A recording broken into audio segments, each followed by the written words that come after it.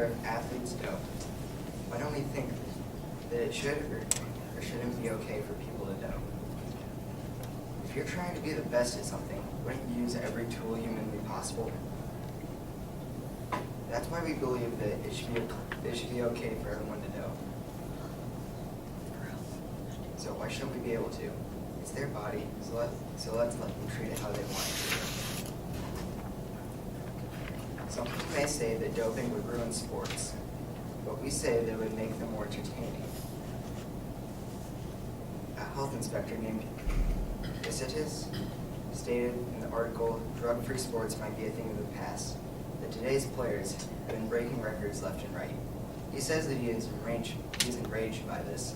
He says that younger kids are more entertained by it because if they're younger, they wouldn't be able to put a line between what's wrong or right about doping, whether athletes should or should not be able to dope.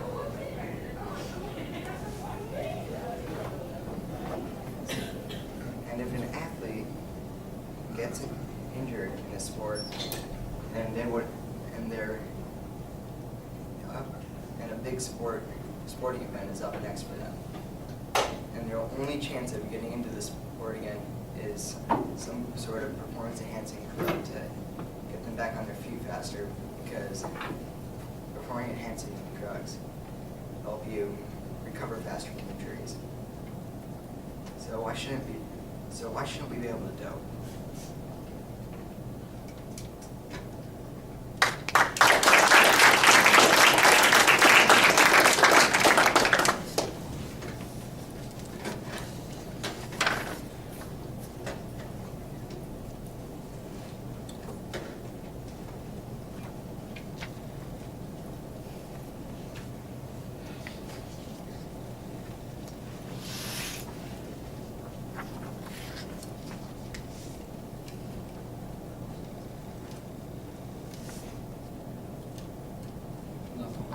This is.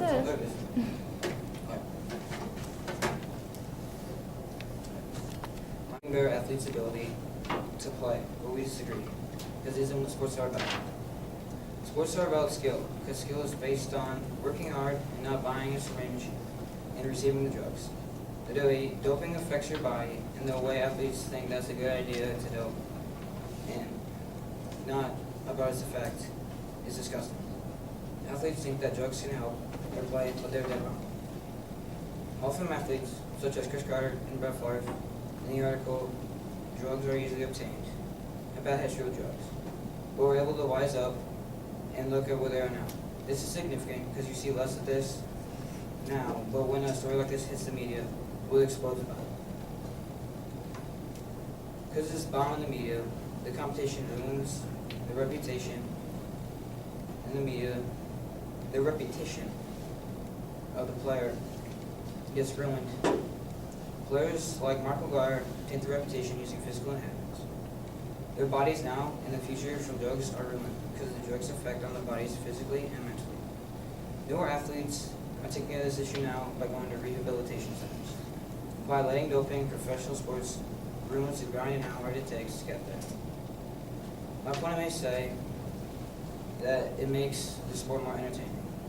What's the point of working if you can just buy your way to professional sports? That's not what any sport is about. Sports are about working at it and the road to get there. Is it worth spectating the matches if you know you can do the exact same thing they do? Just buying drugs and you're a professional athlete, that just isn't right. If you want to risk your life and your career down the drain, doping in the past has ruined the sport. Why would we want to change that now? We believe that doping shouldn't be allowed in professional sports. It ruins your body physically, mentally, ruins your reputation, and it destroys the competition sports.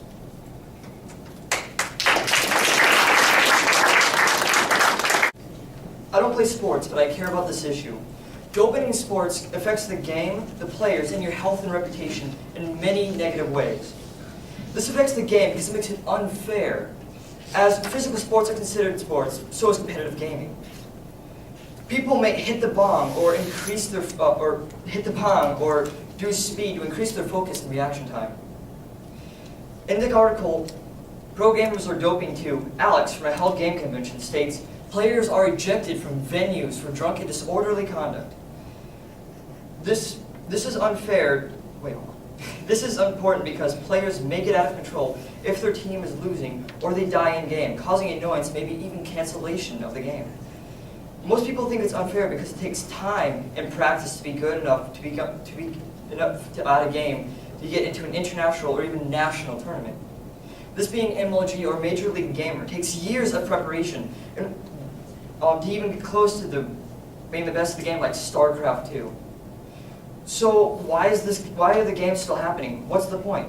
These kinds of events still happen in big events like the Olympics. As stated in Why Sports Need Rules Against Doping, instead, Lance Armstrong's fall illustrates how effectively we regulate the Olympic movement. What if they didn't catch it? What happened before they did?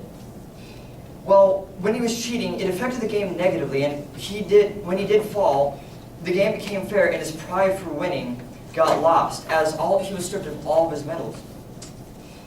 He was a big player and won 10 medals, and he got stripped of one.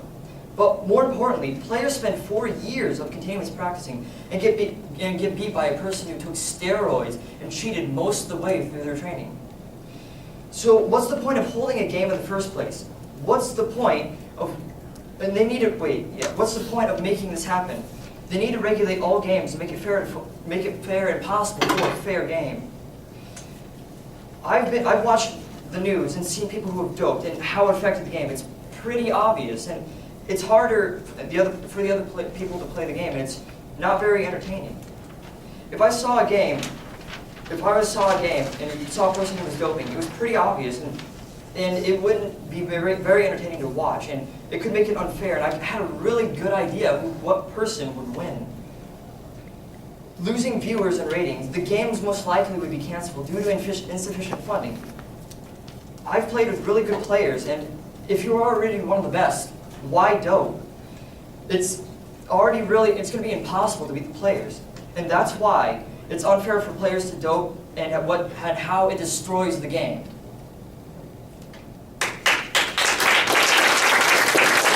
My opponent may say that athletes will get hurt if they dope in sports, but we disagree because athletes can also use performance-enhancing drugs to recover from injuries. According to ESPN, human growth and hormone, specializing in hormone growth and destruction, helps aiding joints and other muscles. This is significant because my opponent thinks PEDs are all bad for you. PEDs can help you with muscle pain and help you recover. Therefore, my opposition thinks they hurt athletes every time, but I think they help you recover from muscle injuries and other minor injuries from joint and muscle aches. Also, my opponent may say that there is no way that sports can be done without doping, but I disagree. Even though some sports may not be possible without doping, a large majority of sports don't accept anything but the best, which may be impossible for some. According to Lance Armstrong, a cyclist who won the Tour de France multiple times, but had his wings stripped after he caught doping, has been quoted saying, "Doping is just a part of being a pro cyclist." This is irrefutable evidence because it shows that even the pros, the athletes that are looked up to, think the sports they love are impossible to do without the use of drugs. Therefore, even though some sports may be possible without doping, even the hint of them being too intense without it should tell us it's time to change the game.